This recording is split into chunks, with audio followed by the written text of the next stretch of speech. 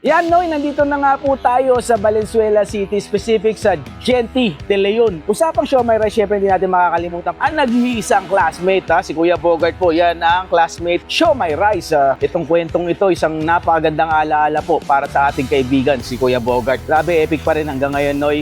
Masabi kong legend at nagsimula or OG ng siomai rice.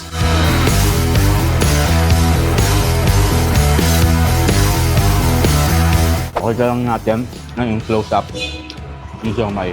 Ayun o. Yan yung pinakalaman. Wow. Sarap.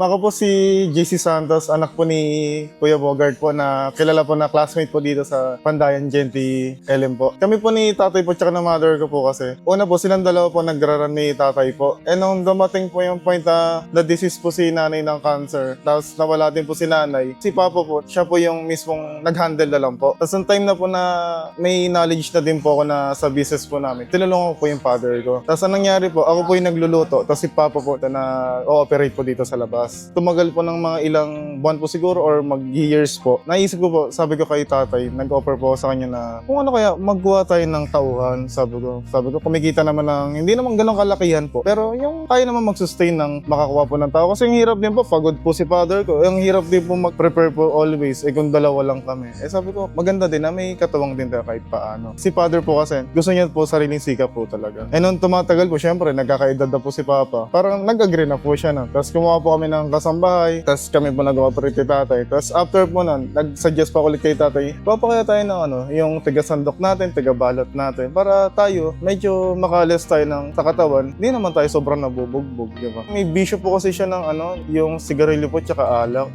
Hindi ko na po mapigilan si tatay ang hirap naman po pag pinigilan po yung bisyo ng nakasanayan na po. Masama talaga po magbisyo, pero kung nakasanayan na po kasi pag tinanggal po biglaan, mangyayari po, yung katawan po, bigla pong babagsak. Nangyari naman po kay tatay ngayon, parang kakabisyo niya po, doon na po humina yung katawan niya pa konti-konti po. March 21 po. 65 years old po siya nung namatay. Medyo malakas pa po siya, tapos na-bedridden po siya ng ilang buwan. Kumbaga hirap na po siya magtayo, purhiga na lang po siya. Kaya nangyayari po, pag magsi-CR po siya, hindi na po siya maka-CR. Ang ginawa ko na lang po, bumili po ako ng portable na CR po. Hindi na po siya makatayo talaga, makalakad. Tapos after po nun, medyo lumakas po siya. One time po, nagpunta po siya dito sa pwesto po. Kaso lang po, nahihirapan na po siya huminga. Binigyan po siya ng second chance ni Lord. Ang ginawa niya pa rin po, panay inom pa rin po. Kahit may nararamdaman na po siya. Hindi ko na po kasi maano si tatay. Nagagalit po kasi. Sabi ko po, ito na po yung gusto niya.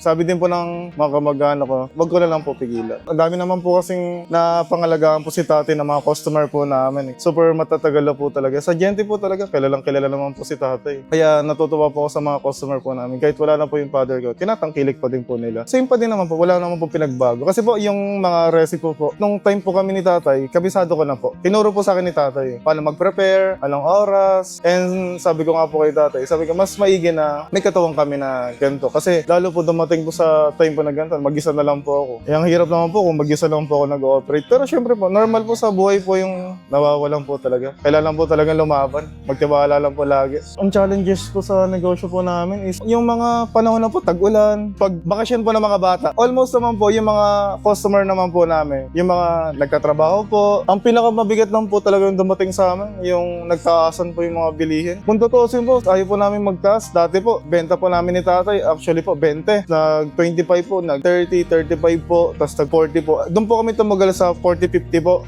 Kaso po, di naman po talaga namin gusto magtaas ng 50-60 po para sa mga student po kasi. Syempre po, hindi naman po lahat na may kakayahan na magulang na magbigay ng malaking baon sa mga anak nila po. Kumbaga, syempre po kami ni tatay din po. Dumating po kami sa stage ng nag-uulam po kami ng ng toyo, ng asukal. Kaya naiintindihan po namin yung buhay ng mga bata din. Kaso po, sa bilihin po ngayon, wala naman po akong sinisisi sa pero ang hirap po talaga ng buhay. Sabi ko, kahit paano nga po kami na nakakasabay-sabay pa po konti. Dati po ang siomai po namin, 5 piso lang po pag mag-extra po per piece po. Ngayon po, di na po kaya ginawa na po namin 10. Sa awa naman po ng Panginoon, naiintindihan po kami ng mga customer po namin. Sa tingin ko po, binabalikan po sa ni tatay, yung yung mismong ano lang po, yung ambience din po, tsaka yung lasa po ng Java rice tsaka siomai po. Kasi po, ang lagi ko pong sinasabi sa iba namin customer, mas masarap po kumain ng Java rice siomai pag dito po mismo. Pag mainit yung siomai, tas dito mo kakainin. Napakasarap po talaga. Maliit lang po ang ano ni tatay, kasi yan ni tatay. Actually po si father po, sa bahay lang po talaga yun, nagiinom. Ano lang po yung trabaho, bahay lang po. Kaya nung parang nagkakaroon po siya ng opportunity na may kumakausap po sa kanyang mga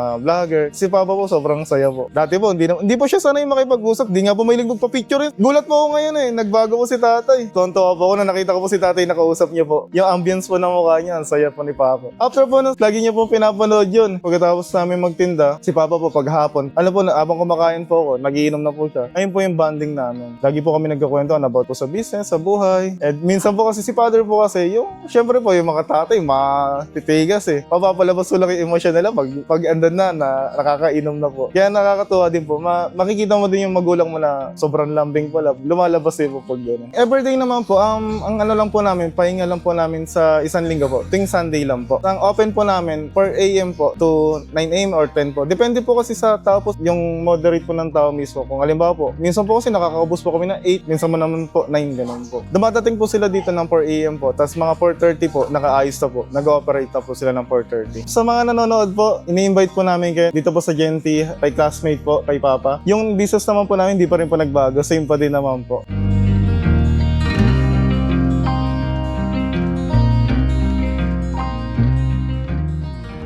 So ito bumalik tayo dito kay classmate, kay Kuya Bogart at umorder ako ng tig 60 pesos, 1.5 rice at 4 na pirasong siomai. Grabe yung mga nilalagay nila dito.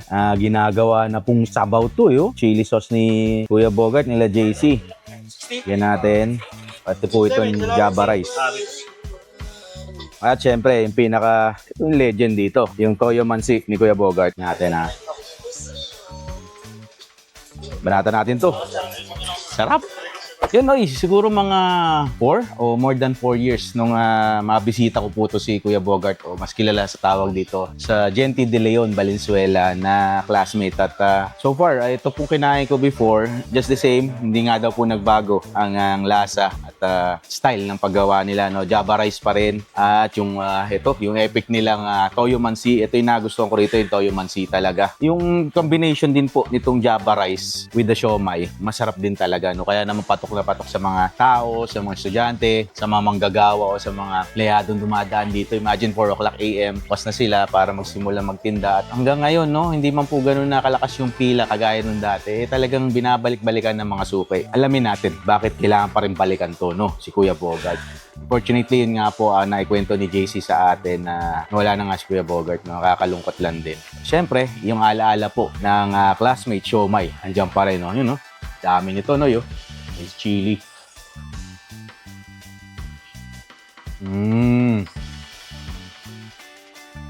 Doon pa rin yung siomai. Bumalik sa akin yung alaala Alam mo, gustong-gusto ko rito sa siomai ni Kuya Bogart. Ito yung siomai na balancing-balance yung lasa dun sa Toyo Mansi, sa chili. Dahil po, meron siyang konting-konting sweetness pag kinain mo. Yung tamis yung nagdadala dito, kaya yung mga bata, sarap na sarap. Ito yung epic talaga dito, yung pinaka-Toyo Mansi.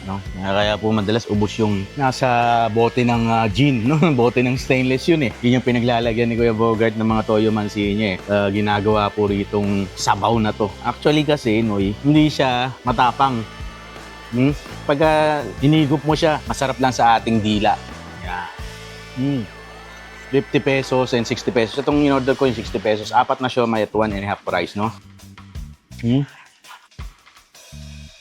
Malasang-malasa kasi yung Java rice din nila. Isa ring babalikan mo. Sabi na rin natin, dito nagsimula yung kwentong siomai rice Mula po nung mag-viral ito, mag-trending itong siomai ni Kuya Bogart, ni Kuya Cesar. Talagang sunod na po ang nagtayo ng siomai rice, mga siomai yan. Okay ka lang natin yung close-up, yung siomai. Yan Yan yung pinakalaman. Hindi siya puro ampaw. Tapos yung chili, talaga yung chili sauce dito. Ginagawa pong parang mas marami pa minsan doon sa binili mong siomai Yung nakakatawa dito. Sobrang anghang yung chili sauce. Nadamihan pa nila. Ito, pinapawisan na po ako. By the way, Noy, kapag kumakain ako ngayon, alala ko lang yung Kuya Bogart, no? Namana din nung kanyang anak si Sir JC, yung ugali ba, na tumutulong sa mga estudyante. Pag minsan yung mga estudyante kakain na kulang yung pera, nadagdagan na lang nila kung binibigay na pagkain para lalo yung mga, yun naman, hirap ng buhay ngayon, no? Ngayon, may puso po talaga. Kakamiss talaga si Kuya Bogart. Ayan, talagang hindi natin mapipigilan, no? Kung yun na po talaga ang oras. Kaya Kuya Bogart, kung nasan ka man ngayon, itagay mo na lang. Cheers to you, Kuya Bogart. Sarap pa rin. Ngayon, Noy, tapusin ko na po itong vlog na ito. Siyempre, hanggang dito na lang ang ating kainan. Ang gagawin ko rito, order pa akong siomai. Bitin na naman po. Mabuhay po kayong lahat na naman. Maraming salamat po sa pagsuporta po sa akin, sa Kuya Dex. Maraming salamat po sa mga sumusuporta din po sa ating Facebook page. Maraming salamat po sa inyong lahat. God bless you all, Noy. At pagpalain tayo palagi, no? Nasa itaas. Maraming blessing, maraming kapayapaan nandiyan sa ating tahanan, no? Iwas po tayo sa sakit at palaging passion at pagmamahal. Pairali natin, no? Ako po yung lingkod, Kuya Dex pa rin, no? Sang puso para sa inyo. Bye-bye!